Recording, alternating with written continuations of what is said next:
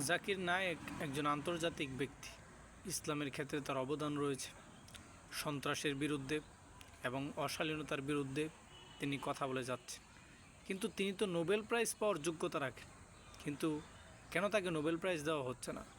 অথচ পৃথিবীর মধ্যে যারা অশান্তি তৈরি করছে, যারা সংঘাত তৈরি করছে, যারা মানবতাকে বিপন্ন করছে, যারা অনৈতিক কর্মকাণ্ডের মাধ্যমে গোটা বিশ্বের মধ্যে একটা জ্বালা যন্ত্রণা তৈরি করে দিয়েছে, তাদেরকে নোবেল প্রাইজ দেওয়া হচ্ছে, বিজ্ঞানীদেরকে নোবেল প্রাইজ দেওয়া হচ্ছে।